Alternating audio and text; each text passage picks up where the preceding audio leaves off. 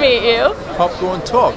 Popcorn talk, yeah. I mean, are you hungry right now? I wish I could like magically. I'm smelling butter. Yeah.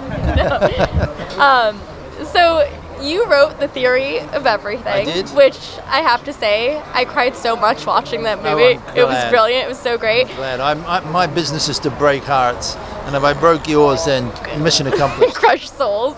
Crush souls. Crush souls, break hearts. That's the power of great writing. So with The Theory of Everything, Stephen Hawking is still alive, so he can actually see the movie.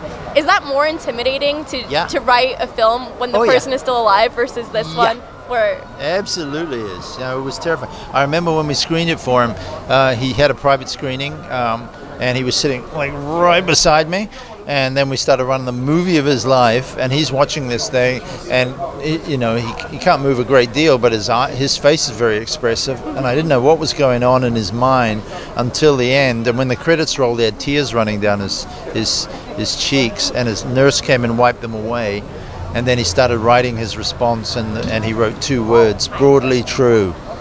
Wow. And I was going, you're like relieved and flattered at the same time, right? Yeah, you don't want Stephen Hawking angry at you. Yeah. No. Definitely not. No, you don't want an enemy in there. So what's the difference with this? Because in this movie, you're trying to honor the legacy of Winston Churchill. How do you decide what you're going to write about, where to even begin with someone like that? I'm not sure I would agree to that. I'm not sure we're honoring the legacy of Winston Churchill. I think we're shaking up the image that we all have of him. We're not adding to the myth. We're trying to sort of like present a more interesting, 3-dimensional Winston Churchill. It is a greater Winston Churchill that emerges, I think, because the more human you make someone, the more flaws you show, then the internal struggles to be great, it's harder. So we take him from being a kind of joke figure to within 4 weeks being the iconic figure. And it wasn't easy. He wasn't a perfect man by any means. Right.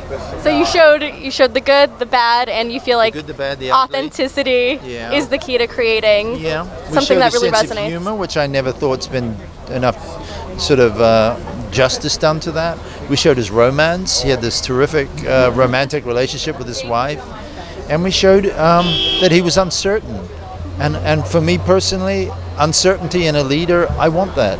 I don't want a leader with minds made up. I think people get hurt when leaders only have a stubborn position on something. So he proved himself capable of changing his mind. And God bless leaders who can change their minds.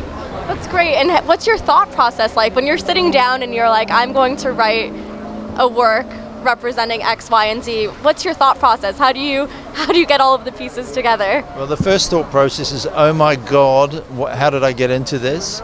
And then you overcome that, and you just start filling it out. My process is to know the ending. If I know the ending of the movie, I can work backwards. Otherwise, I tried it the other way, just going from A to Z. It doesn't work for me. I get lost, I get distracted, and I go off in different. But if I know Z, I can do all the other ones.